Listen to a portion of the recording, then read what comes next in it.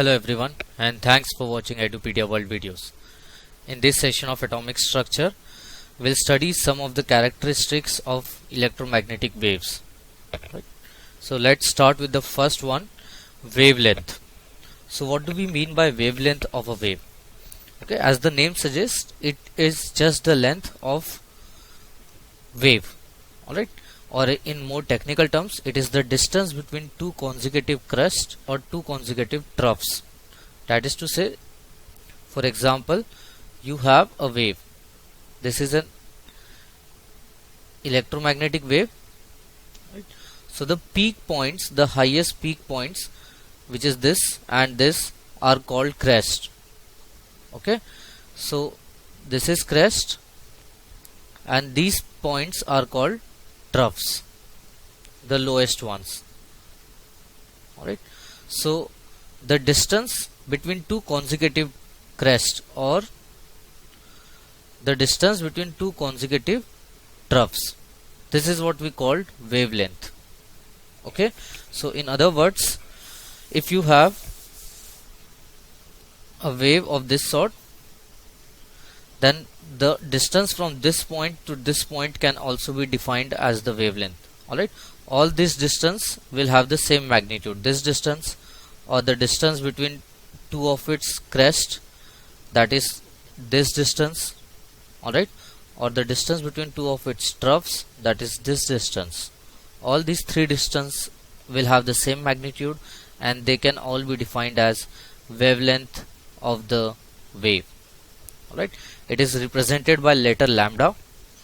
Okay, and since it is just length, so its SI unit is also same as that of length, which is meters. Okay, problem is most of the wavelength that we have to deal with will be very small, so meter is not an appropriate unit to be used over here.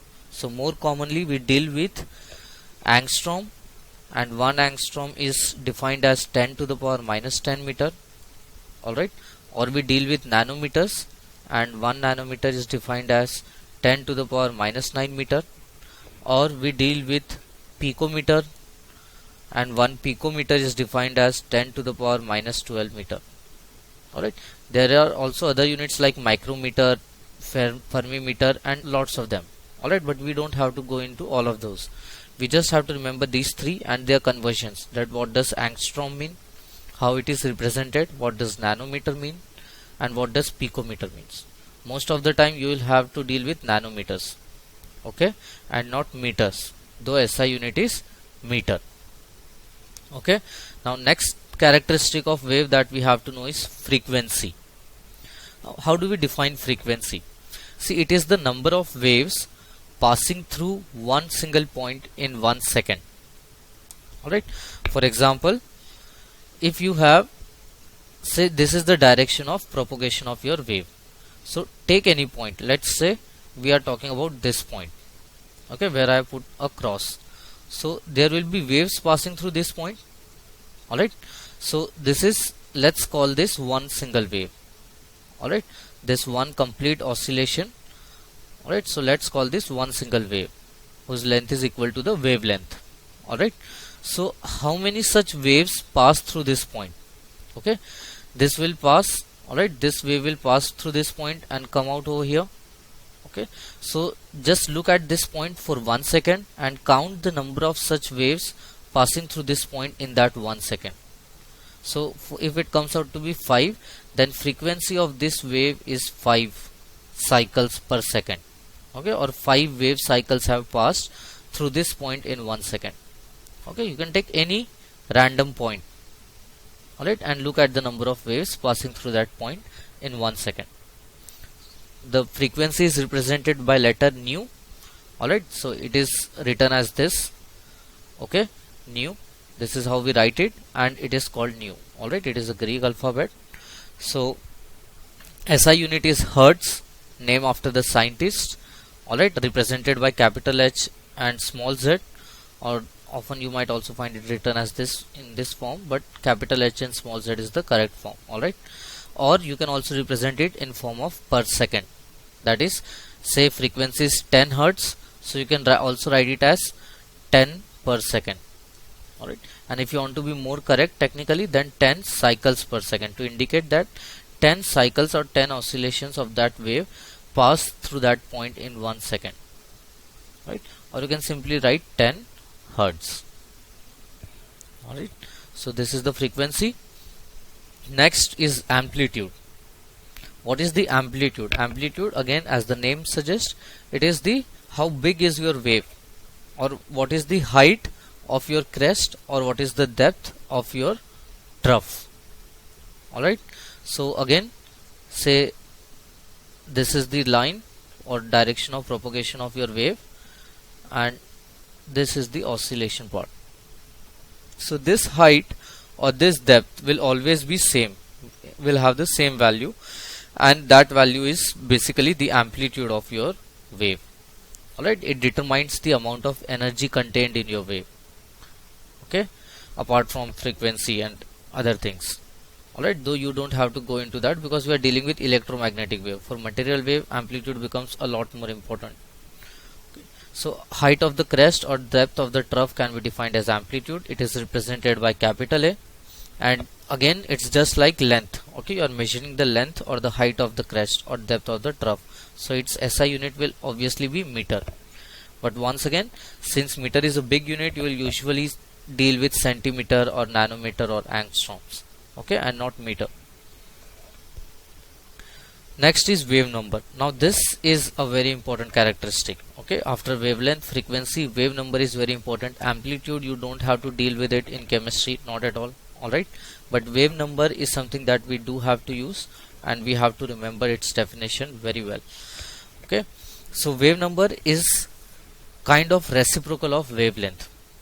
So wavelength is length of one wave, okay, that is how much length is there of one unit wave or one wave. So wave number is reciprocal of that, that is to say how many waves are there in one unit length. Okay, so number of waves in a unit length can be called as wave number. For example, this is your 1 meter length. Okay, take a scale, this is 1 meter length, then calculate the number of waves present in this 1 meter. So this is one wave, alright, then this is second wave, and then this is the third wave. So there are 3 waves in this 1 meter length or in this unit length. So wave number for this wave is equal to 3. Alright, so how do you measure and represent wave number?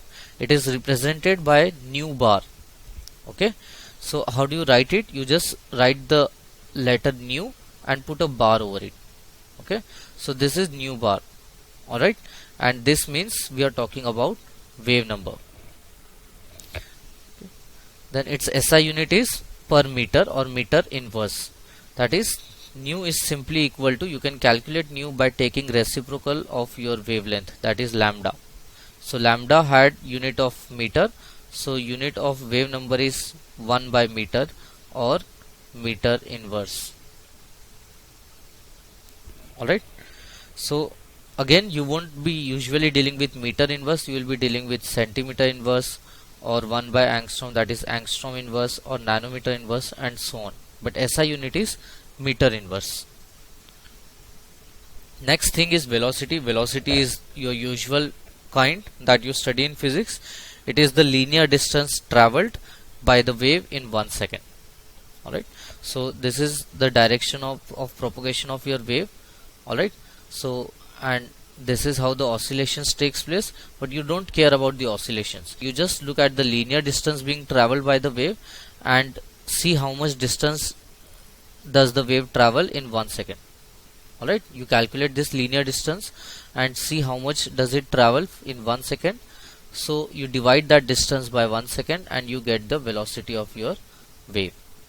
Okay, so it is represented by small v and its unit is obviously meter per second.